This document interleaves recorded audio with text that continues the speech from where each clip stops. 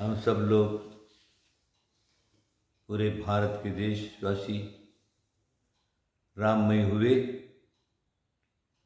रामलला की प्रतिष्ठा हुई। प्रतिष्ठा को सारे जगत के लोगों ने देखा, सब काम निर्विघ्न संपन्न हुआ। बहुत अच्छी बात है, अच्छा कार्य हुआ। मंदिर बन गया, मूर्ति स्थापन हो गई। अब आवश्यकता है मात्र भक्तों की और भक्तों के द्वारा की हुई भक्ति की। भक्तों की आवश्यकता है और भक्ति की आवश्यकता है। मूर्ति और मंदिर है और भक्त लोग नहीं हैं तो मंदिर सुना है।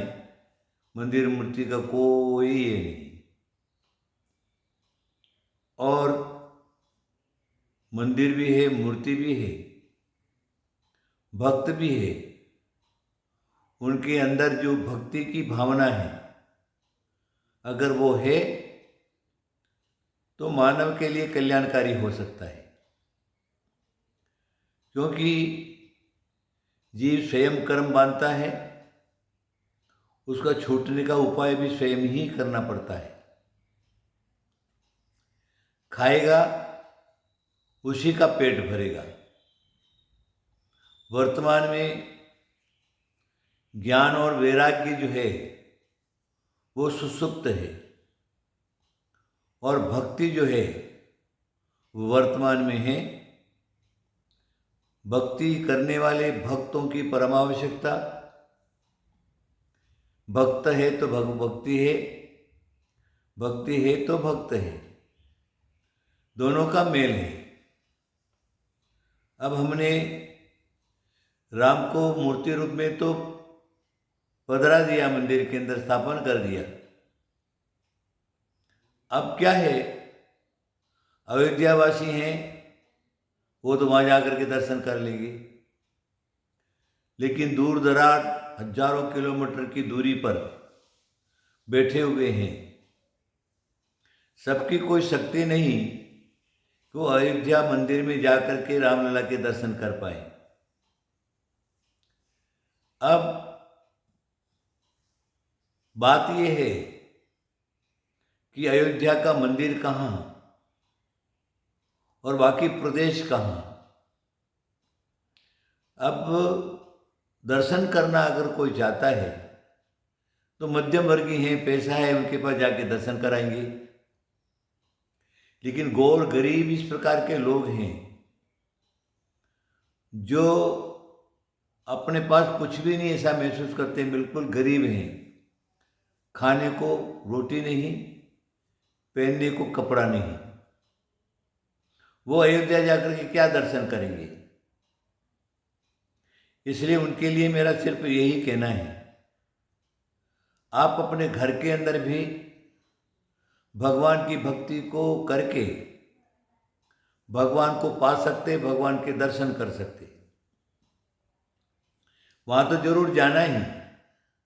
अगर नहीं जा सके अपने जीवन के अंदर तो अपने घर के अंदर बैठ करके अच्छी भावना भाव और प्रभु का नाम लो, रात दिन प्रभु का नाम लो, रात दिन प्रभु का नाम लो। इतना नाम लो कि दूसरा नाम लेने की हमें फुर्सत ही नहीं मिले। तब प्रभु हमारे पास हमारे कष्टों का निवारण कर सकते हैं, दुखों का निवारण कर सकते हैं, हमारी गरीबी दूर कर सकते हैं, हमारे जीवन में आए हुए रोग शोक आदि व्याधि संकट हैं उनको दूर कर सकते हैं। लेकिन करेगा कौन? हम स्वयं। हम करेंगे तो होगा। तुम ये मत समझो कि मर्यादा पुरुषोत्तम राम अयोध्या से उठ करके तुम्हारे घर में आ जाएंगे, तुम्हारे संकट को दूर कर देंगे। अरे राम तो वैकुंठ में जाके विराजमान हो गए, सिद्धालय में जाकर के विराजमान हो गए। जो एक बार मुक्त हो जाता है वो कभी भी संसार ही नहीं होता। इसलिए तुम मात्र भक्ति कर सकते हो। उनकी भक्ति करोगे तुमको लाभ मिलेगा। भगवान का नाम लेने से इस भव में भी शांति मिलेगी और परभव में भी सुख की प्राप्ति होगी। सुख का दूसरा कोई साधन नहीं है, शांति का दूसरा कोई कारण नहीं है। आप स्वयं ही उसके लिए प्रयत्न करेंगे। मेरा आप सब लोगों को यही कहना है कि आप अवश्य ही मेरी बात पर ध्यान देंगे और ज़्यादा से ज़्यादा भगवान की भक्ति, भगवान की पूजा, भगवान की अर्चना और भगवान का नाम अपने घर में बैठे हुए प्रतिक्षण भगवान का नाम जपो, प्रभु का नाम जपो, राम का नाम जपो, पंच परमेश्वरी का नाम जपो। आपका कल्याण होगा। कल्याण का मात्र एक यही रास्ता है। मंदिर मूर्तियां मात्र निमित्त कारण है, लेकिन स्वयं का सुधार तो स्वयं को ही करना पड़ेगा।